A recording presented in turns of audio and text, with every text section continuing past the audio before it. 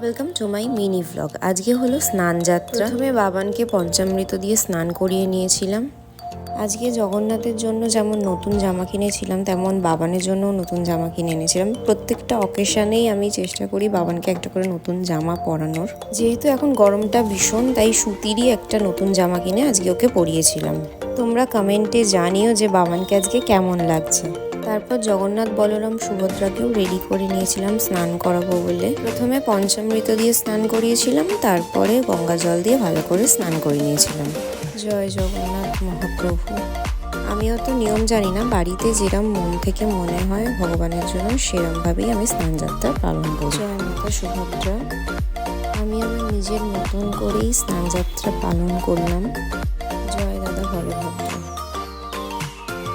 তারপর জগন্নাথ, বলরাম, সুভদ্রাকে ভালো করে সাজিয়ে নতুন জামা পরিয়ে রেডি করে ভালো করে ফুল দিয়ে সাজিয়ে নিয়েছিলাম মনের মতো করে। আর সবাইকে দেখতে খুব সুন্দর লাগছিল। আর আজকে বাবানের জন্য একটু স্পেশাল মেনু হয়েছিল পোলাও আর পনির।